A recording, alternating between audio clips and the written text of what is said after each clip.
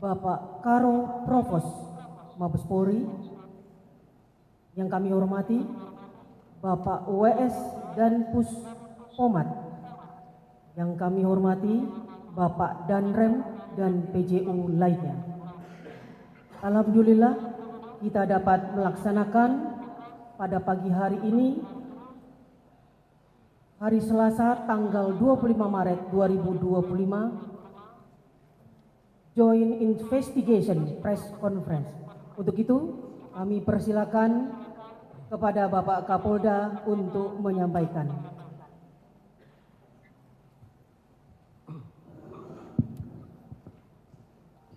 Assalamualaikum warahmatullahi wabarakatuh.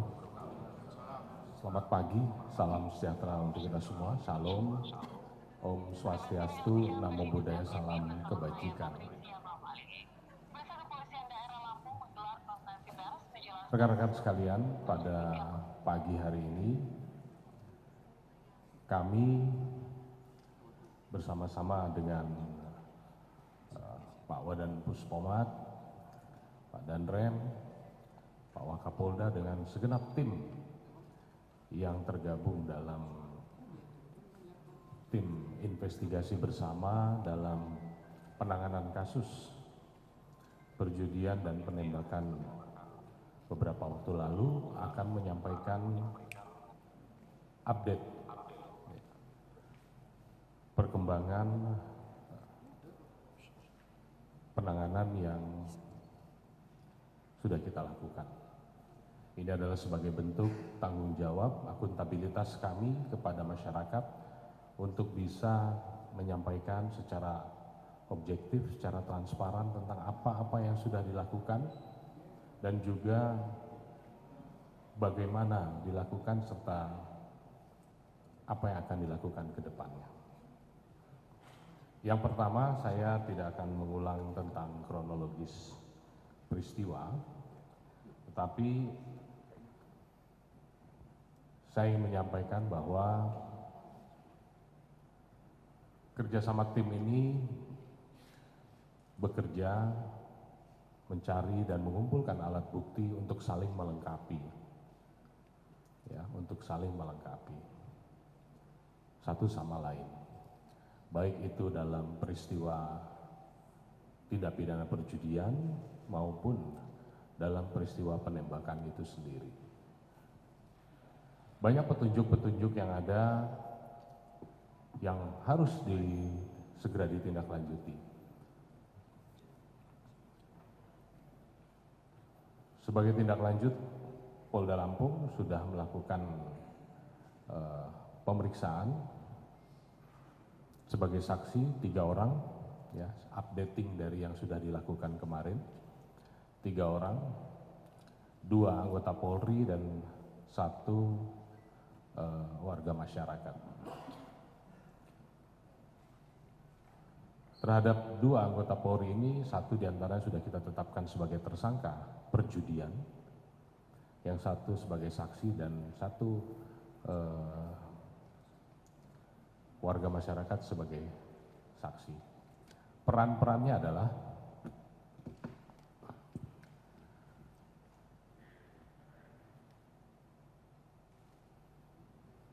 atas nama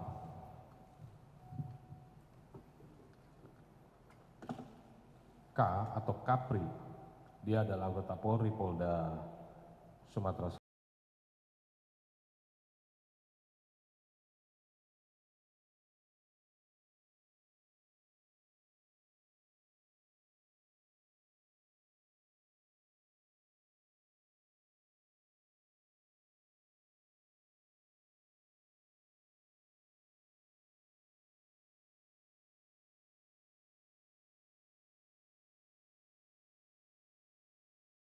Selatan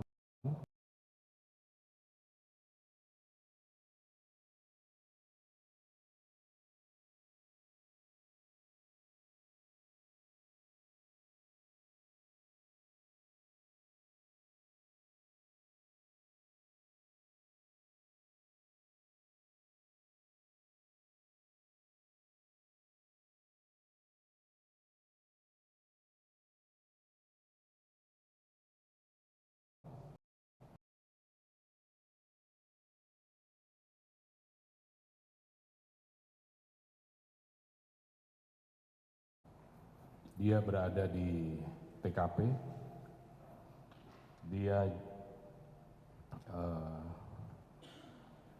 kenal, ini dalam kesaksiannya, ya, kesaksian dia sebagai saksi untuk tersangka maupun sebagai tersangka bagi dirinya sendiri, kenal dengan pelaku sejak 2018, kemudian dia datang karena ada invitation, dan satu jejak digital di mana dia juga mengupload, membuat video ajakan. Dia juga suka bermain sabung ayam dan lain sebagainya, sehingga kepadanya kita tetapkan sebagai tersangka dan ini sudah ditahan. Yang kedua, anggota Polri atas nama Wayan dari Polres Lampung Tengah. Dalam keterangannya, ya, dia mengakui, dia mengetahui bahwa ada undangan, kemudian dia bersama beberapa rekannya dari Lampung Tengah menuju ke lokasi. Dia tahu siapa pengelolanya dan lain sebagainya, tetapi jam 16 dia sudah pulang. Sehingga yang bersangkutan kita jadikan saksi untuk peristiwa perjudian tersebut. Kemudian warga masyarakat atas nama Ibu N, ya, yang update-nya Ibu N, saksi N. Dia berjualan di lokasi, dia bisa menjadi saksi atas peristiwa perjudian dan juga menjadi saksi dalam peristiwa penembakan. Ini sudah yang saksi sudah kita periksa dan kita lengkapi alat buktinya. Kemudian mungkin akan ada yang bertanya, kenapa kok jam 16? Kenapa kok ini dijadikan tersangka ditahan, kok yang ini tidak? Perlu saya sampaikan di sini bahwa pijakan penyidik melakukan penyidikan itu dasarnya adalah yang pertama adalah tempus, locus, modus, baru kemudian actus reus mens rea. Ya. Tempatnya, lokusnya ada di register S, di letter S, register 44 W kanan. Kemudian modusnya apa? Mereka melaksanakan tindak pidana perjudian dari siang hari. Begitu tempus, nah tempus ini kita tetapkan adalah pada saat dilakukan tindakan pembubaran. Jadi itulah tempusnya. Sehingga kepada anggota Polres Lampung Tengah tadi yang bersangkutan kita jadikan saksi untuk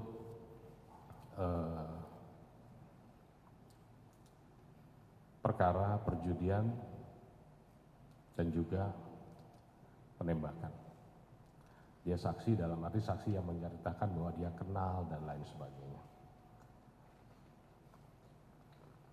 Dari updating ini kita sudah melakukan diskusi-diskusi dengan teman-teman dari Puspomat ya kemarin dan lain sebagainya, sehingga termasuk tadi malam kita juga running melakukan diskusi dan lain sebagainya, sehingga selanjutnya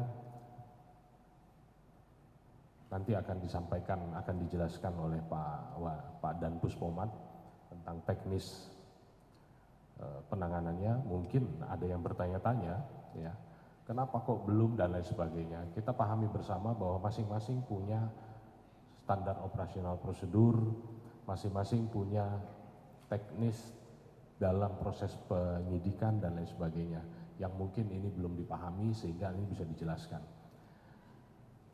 Kemudian yang berikutnya nanti begitu kita menunggu hasil lapor ya, kalau sudah keluar semua nanti kita akan melaksanakan gelar kembali bersama, kemudian berkas tersangka barang bukti ini kita akan limpahkan ke POM Angkatan Darat. Mungkin ini dari saya. Selanjutnya saya persilahkan Pak Dan Puspomat untuk bisa menyampaikan. Assalamualaikum warahmatullahi wabarakatuh.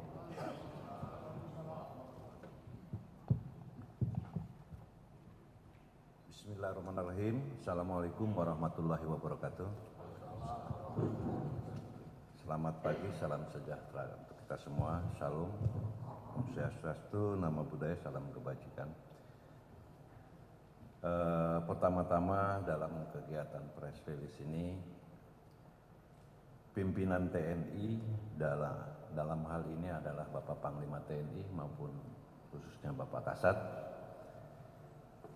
menyampaikan rasa bela sungkawa yang sebesar-besarnya kepada institusi Polri, khususnya untuk keluarga korban AKP Anumerta Rusyanto, kemudian Aibda Anumerta Petrus Aprianto, dan Bribtu Anumerta Galib Surya Gantana dalam kejadian gugurnya pada saat almarhum melaksanakan tugas tanggal 17 Maret 25. Kemudian dalam proses penyidikan kami itu kita mengacu kepada acara pidana militer yang tertuang dalam Undang-Undang Nomor 31 Tahun 97 tentang peradilan militer. Berdasarkan berdasarkan pasal 99 ayat 1, penyidik yang mengetahui atau menerima laporan atau pengaduan tentang terjadinya suatu peristiwa yang patut diduga merupakan tindak pidana, wajib segera melakukan tindakan penyidikan yang diperlukan. Nah, di sini yang kami ingin sampaikan titik tolak mekanisme dalam penyidikan kami. Mungkin bisa ditayangkan. Nah, inilah mekanisme kami di dalam melaksanakan, jadi tidak serta-merta rekan-rekan sekalian. Dalam hal ini kami urut kejadian tanggal 17. Pada saat itu korban sedang melaksanakan tugas, tanggal 17 melakukan penggerbekan judi. Kemudian terduga yang saat sekarang sudah menjadi tersangka itu menyerahkan diri pada tanggal 18 Maret 2025, yaitu Kopda B. Kemudian tanggal 19 Maret 2025 tersangka kedua itu Peltu YHL itu menyerahkan diri di Batu Raja, sehingga anggota kami di Subdepom Batu Raja yang menjemput dan membawa ke Denpom 23 Lampung untuk segera diamankan. Kemudian pada hari dan tanggal yang sama, tanggal 18 maupun tanggal 19 Maret ini, Dandim selaku Ankum itu membuat surat penitipan terduga kepada Denpom untuk diamankan. Nah, pada tanggal 19 Maret, Denpom sudah mulai melakukan penyelidikan maupun ke arah penyidikan, di mana kita menginterogasi, mencari alat dan bukti dalam kasus pidana ini. Alhamdulillah pelaku mengakui, kemudian menunjukkan di saat dia lari dari lokasi itu membuang senjata di satu tempat. Akhirnya tanggal 19 Maret siang hari anggota Denpom melaksanakan pencarian barang bukti tersebut dan syukur alhamdulillah ditemukan. Mungkin fotonya ada. Nah, ditemukan di sini.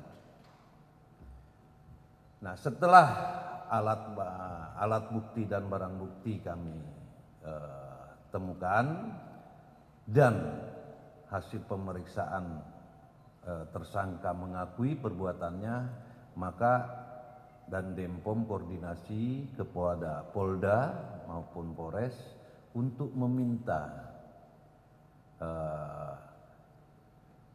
pelaporan secara resmi ke kami dalam rangka untuk menentukan tersangka dan melakukan proses hukum lebih lanjut. Dan itu dilaksanakan pada tanggal 22 Maret 2025. Anggota dari Polsek Negara Batin atas nama Aibda Wara Andani telah membuat laporan polisi kepada kami tentang laporan polisinya tentang tindak pidana penembakan terhadap 3 orang korban yang saat melaksanakan tugas. Kemudian Brigadir Polisi Rio Dael Agusto telah membuat surat laporan polisi yaitu tentang kasus perjudian yang diduga dilakukan oleh Peltu YHL. Tanggal 22 ini berdasarkan laporan polisi ini, maka penyidik melakukan SOP-nya atau mekanisme dalam penyidikan itu membuat surat permohonan kepada Ankum, yaitu Dandim. Nah, atasan yang berhak menghukum Dandim untuk mengeluarkan surat penahanan sementara dalam rangka proses penyidikan. Pada tanggal 23 Maret 2025, Dandim mengeluarkan surat penyerahan perkara untuk penyidikan dan penahanan sementara, sehingga di tanggal 23 Maret 2025 resmi kedua tersangka ini kita jadikan sebagai tersangka untuk penyidikan lebih lanjut.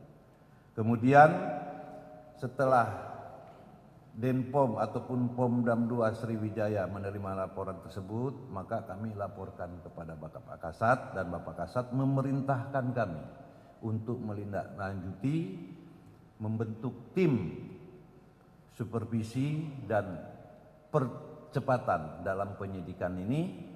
Maka kami koordinasi dengan Kadif Propam dan alhamdulillah pada tanggal 24 Maret 2025 sore hari kami beserta Karoop Propus Mabes Polri, Brigadir Jenderal TNI Polisi Pamen Simanjuntak bersama dengan Danpus Sintelat dan bersama Sintel Mabesat, tim ini datang ke Lampung.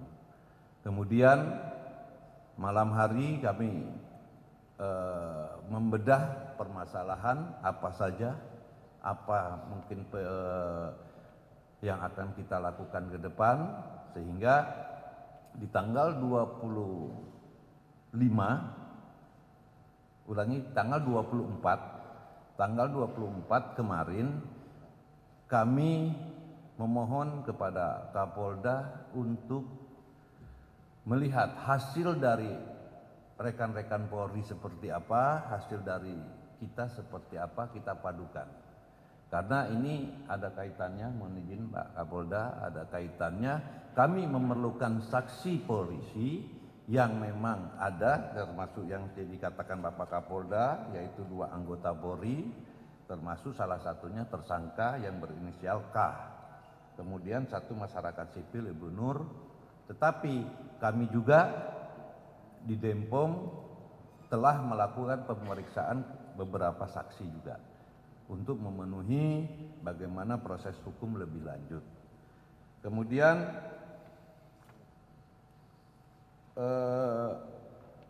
di dalam penyelidikan ini,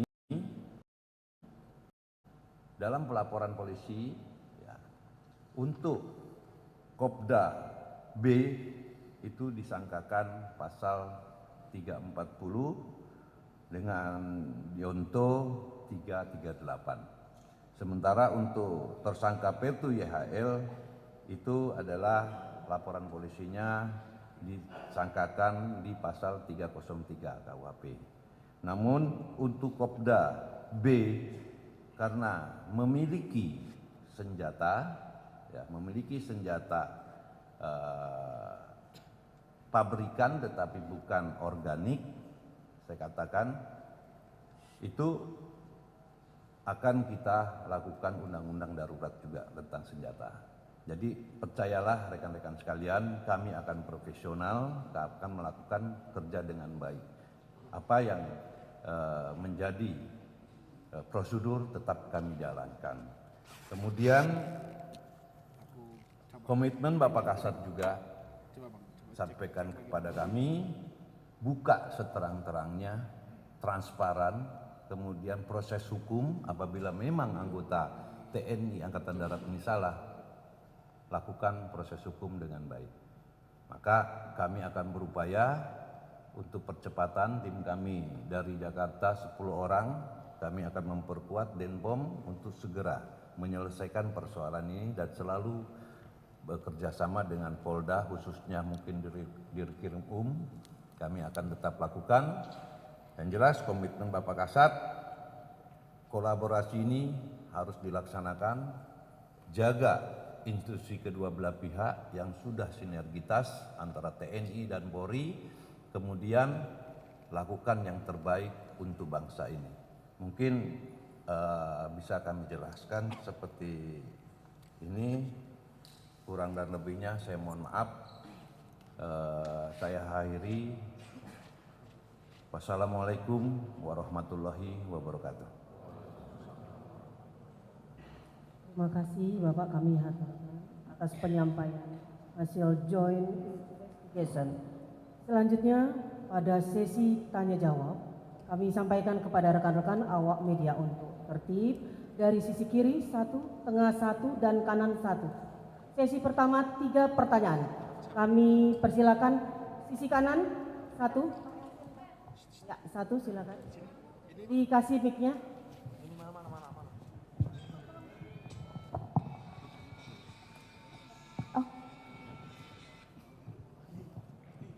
Selamat pagi, selamat siang Bapak-Bapak, izin saya Yunika TV1 mau bertanya. Yang pertama itu saya mau izin penegasan juga Pak, untuk yang pelaku penembakan itu berarti apakah ada kendalanya? Saya sebenarnya lebih penasaran apakah kendalanya yang membuat 2 pelaku penembakan itu sampai sekarang masih belum ditetapkan menjadi tersangka. Selain itu sudah. Oh, penegasan, oke kalau gitu. Pertanyaan selanjutnya, maaf. Harap tenang, ya, harap tenang rekan-rekan awak media. Lanjut Mbak. Satu oknum TNI lainnya itu, saya mendengar kabarnya bahwa ada yang terjaring narkoba. Itu apakah benar? Apakah sudah dilakukan? Diulangi yang kedua apa? Salah satu oknum TNI yang melakukan penembakan itu, saya mendengar kabarnya bahwa terjaring narkoba. Itu apakah benar atau sudah dilakukan pemeriksaan terkait itu? Terima kasih. Baik, dari tengah. Persilakan yang Pak Roma, baju biru. Silakan, Bu Gracia. Cik. Assalamualaikum warahmatullahi wabarakatuh. Perkenalkan, saya Roma dari Kompas TV. Pertanyaan ini mungkin bisa ke Kapolda atau dan Puspom. Izin Bapak, terkait dengan senjata api itu, hasil pemeriksaan kita didapat dari mana ya Bapak? Terus dari 2 tersangka TNI ini, siapa pelaku yang melakukan penembakan terhadap 3 tersangka ini? 3 korban. Terus ketiganya, yakni terkait dengan simpang siurnya informasi bahwasanya uang setoran. Hasil pemeriksaan dari tersangka sendiri seperti apa? Dan juga apakah sudah dilakukan tes urin terhadap 2 tersangka ini? Terima kasih. Assalamualaikum warahmatullahi wabarakatuh. Untuk sisi kiri, silakan. Ya, izin Bu, izin Pak Kapolda, Pak Den. Saya Tampan Fernando dari Rilis ID.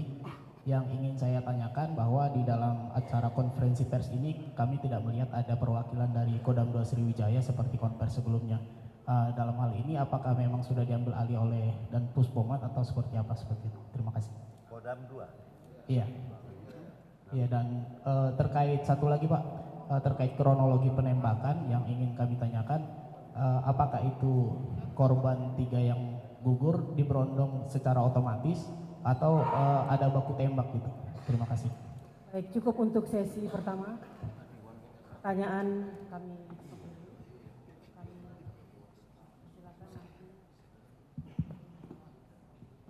Baik. Terima kasih rekan-rekan wartawan. Yang pertama mungkin dari TV One tadi ya, bahwa kenapa apa yang menjadi kendala dari lamanya penetapan tersangka. Mungkin rekan-rekan semua sudah menyimak apa yang saya sampaikan, mulai saya urut tanggal 17 sampai tanggal 25 ataupun sampai hari ini. Inilah, jadi 22 itu kami menerima laporan polisi, 23 kami sudah melakukan penahanan sementara yang Anpum berikan kepada kami. Kemudian tanggal 23 itu juga sudah kami nyatakan bahwa itu sebagai tersangka. Sudah jelas cuma 1 hari sebenarnya. Hanya kan kami untuk menerima laporan, untuk melakukan penyidikan ini harus ada laporan polisi. Makanya di tanggal 22 itu di tanggal 21 kami koordinasi ke Polda. Koordinasi ke Polres siapa yang membuat laporan, karena ini kami akan mengusut dan mendapatkan barang bukti ini. Nah, makanya 23 sudah dijadikan tersangka dan itu sudah dicek oleh kita tim dari Jakarta maupun dari Polda. Itu tahanan saat ini kami amankan di Denpom 23 Lampung. Kemudian untuk pelaku terjerat narkoba, kami mempunyai SOP. Di saat kami menerima tersangka atau yang terduga, itu pasti kami cek urin. Ya, kami cek urin. Nah, disaksikan oleh Bapak dan Rem saat itu juga, dan itu hasilnya negatif. Kemudian melangkah kepada pertanyaan kedua, senjata api, pemeriksaan dari mana. Untuk percepatan, saat ini senjata api kemarin pada Dampomdam tanggal berapa?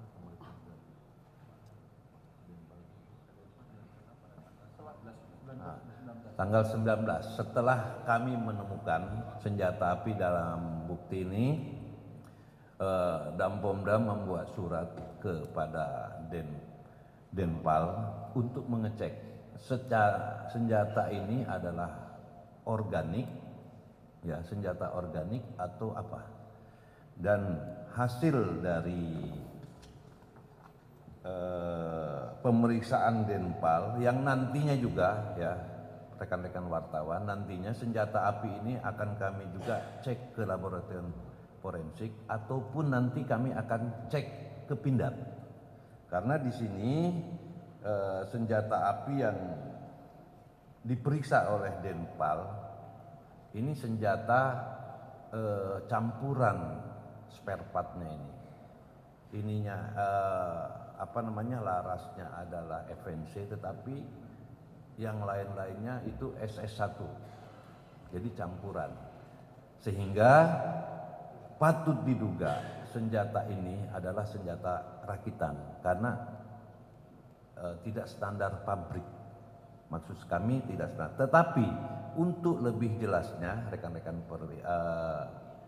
wartawan, kami akan cek di laboratorium itu ya, mohon bantuan mungkin nanti ke Brigjen Pamen, kita akan ke platformnya Mabes Polri, maupun nanti kami akan konsul juga, akan uji juga, diuji balistik di Pindad karena ada spare part dari SS1 Pindad. Ini akan kami lakukan. Kemudian pelaku penembakan itu siapa? Kami tadi sudah jelaskan di dalam laporan polisi. Pelaku penembakan adalah Kopda B. Dan yang bersangkutan sudah mengakui menembak 3 korban itu. Ya, rekan-rekan. Kemudian tentang tes urin tadi sudah kami jawab. Nah, ini yang rame di media sosial masalah uang setoran. Kami belum fokus ke arah itu karena kami akan fokus kepada proses hukum ini. Persoalan yang rame dalam medsos itu biarkan saja dulu, kami beri ruang waktu kami bekerja dalam menyelesaikan persoalan ini. Kami tidak akan main-main, kami akan fokus hanya kepada proses hukum yang kami tangani. Kemudian khusus apakah pejabat Kodam 2 Sriwijaya itu diambil alih oleh tim? Tidak. Saya katakan tidak. Kami tim sebagai supervisi dan percepatan dalam membantu untuk penyelesaian penyidikan.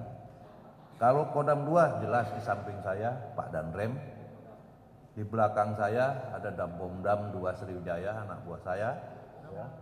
Kemudian Kakumdam ada, Kakumdam tuh ada. Jadi semuanya tergabung, Mbak, ya, rekan-rekan wartawan. Kemudian yang terakhir adalah penembakan secara otomatis atau tidak saat penembakan itu. Setelah kami konfirmasi hasil yang kami periksa, hasil kami penyidikan, hasil kami penyelidikan, kami konfirmasi tadi malam. Saya katakan tadi malam tim masih bekerja koordinasi dengan Dirkrimum, ya, Dirkrimum. Tim kami bersatu mencocokkan apa yang sudah sebelumnya press release mungkin Bapak Kapolda sampaikan tentang adanya selongsong dan sebagainya. Kami hitung betul, kami analisa betul, dan ada kecocokan di dalam beberapa selongsong yang memang terjadi, yang itu nanti akan kita jadikan barang bukti yang khusus untuk pelaku dari penembakan itu. Untuk penembakan sudah jelas pengakuannya dan diakui secara terus terang penembakan dan sebagainya oleh Kopda inisial B. Mungkin itu rekan-rekan sekalian yang bisa kami jelaskan. Baik rekan-rekan awak media, kita buka sesi kedua. Cukup 2 saja. Baik, kami persilakan. Ya, yang baik, izin Pak Kapolda. Dari Kompas TV, yaitu penetapan 2 tersangka, bagaimana selanjutnya ke proses persidangan. Saya sampaikan rekan-rekan sekalian bahwa kami baru bekerja. Saya katakan kami baru bekerja, ya, 24, 25 karena penentuan 23, 24 kami koordinasi, 25 hari ini kami sampaikan kepada rekan-rekan sekalian. Biarlah kami fokus bekerja dulu, ya. Yang jelas mekanisme kepersidangan dan sebagainya kan tadi kami sudah ada di yang kami sudah jelaskan. Jelas di sini mekanismenya. Jadi kapan ininya, bagaimana secepatnya kami akan berupaya secepatnya. Nah, untuk proses persidangan pengadilan militer itu terbuka untuk umum, di mana Panglima TNI maupun Bapak Kasat sudah menyampaikan yang kami sampaikan tadi, bahwa buka seterang-terangnya dan transparan, dan itu menjadi titik tolak kami bekerja. Kami akan melakukan yang terbaik untuk bangsa ini, untuk institusi TNI maupun untuk institusi Polri. Kemudian motif penembakan sekali lagi kami belum bisa jawab karena kami baru mendalami. Mulai hari ini kami sudah akan kerjakan sebagaimana proses hukum ini berjalan. Biarlah kami melakukan pekerjaan kami, beri ruang waktu kami, yang nantinya pasti akan kami sampaikan juga bahwa proses ini sudah ada perkembangan selanjutnya. Bahkan mungkin sudah kita kirim ke auditor militer nantinya untuk segera disidangkan. Nah, kemudian yang masalah ke depan tadi dari rekan-rekan ini mungkin mohon maaf, mungkin Pak Kapolda saja yang jawab. Terima kasih.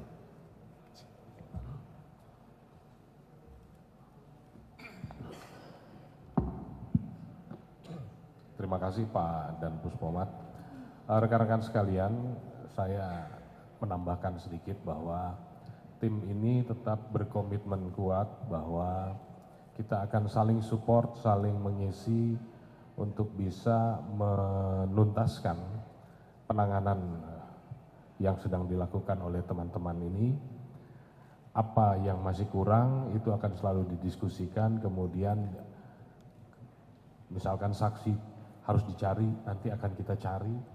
Ya, ini apa yang sudah disampaikan Pak Dan Puspomat, ada percepatan, ya, ada percepatan sehingga apa yang menjadi atensi pimpinan, baik itu Panglima, Kapolri, Kasat, semua bisa terpenuhi dengan segera. Dan yang paling penting adalah proses ini, ya, kita lakukan secara saintifik yang bisa memenuhi rasa keadilan bagi semua, khususnya kepada keluarga korban dan juga kepada masyarakat. Kemudian, apa tindakan ke depan, ya, dari antara ya tadi, ya, tindakan ke depan supaya hal-hal seperti ini tidak terjadi lagi. Jadi perlu saya ingatkan kembali bahwa ini persoalan bukan persoalan antar institusi. Kita jangan terpengaruh dengan isu-isu, dengan orang-orang yang ingin bahwa persoalan ini adalah persoalan institusi. Bukan, ini adalah persoalan antara oknum dengan penegakan hukum yang sekarang biarlah ini berproses dengan baik. Itu yang pertama. Yang kedua, pengawasan dari pimpinan APIP, atasan, kalau di Polda itu namanya APIP, kalau di Ankum ini harus kita perkuat lagi, harus bisa tahu secara lebih detail tentang anak buahnya sedang ada masalah apa, baik itu mungkin masalah pribadi, masalah ekonomi, masalah pekerjaan. Artinya hubungan atasan bawahan ini harus bisa menjadi lebih baik lagi. Kemudian kita juga menyampaikan pesan-pesan, arahan-arahan pada saat jam pimpinan, penekanan bagaimana kita untuk bisa selalu menjaga marwah institusi, menjaga nama baik institusi, menjaga nama baik keluarga dan lain sebagainya untuk tidak melakukan hal-hal yang jelas-jelas dapat mencoreng. Kemudian apabila sudah dilakukan dan lain sebagainya ada yang melanggar, maka tindakan tegas akan diberikan. Mungkin ini yang bisa saya sampaikan ke depan untuk mencegah tidak terulangnya hal-hal seperti ini. Terima kasih. Terima kasih kami aturkan kepada Bapak Kapolda Lampung dan Bapak WS dan Puspomat. Juga terima kasih kami aturkan atas kehadiran rekan-rekan awak media yang telah memberikan informasi sesuai dengan fakta, objektif dan transparan. Demikian, wabillahi taufiq wal hidayah. Baik, ada tambahan dari Bapak dan Bismillahirrahmanirrahim. Saya dan Rem 043 Garuda Hitam, seperti yang disampaikan oleh Pak Kapolda maupun Bapak dan Puspomat tadi, tentunya untuk mengantisipasi dari pertanyaan rekan media yang terakhir tadi, selanjutnya bagaimana ke depan untuk hal-hal yang ilegal. Ini tidak pernah berhenti, kami akan terus sampaikan. Hari pertama kejadian saya telah mengumpulkan 3.000 prajurit saya melalui Vikon, semuanya mendengar, hentikan segera apapun yang berupa ilegal. Sesuai dengan surat telegram dari Bapak Panglima TNI maupun Kasat, semuanya harus loyal tegak lurus. Namun tadi disampaikan oleh Bapak Kapolda ini adalah oknum. Sekali lagi ini oknum. Kami akan berusaha terus untuk menjaga kondusivitas wilayah Lampung dengan Bapak Kapolda kita tetap bersinergi. Anggota kita sudah paham bahwa bangsa ini benteng terakhir adalah TNI dan Polri. Jadi kami mohon kepada rekan-rekan media semua untuk tetap kita sama-sama bergandengan tangan.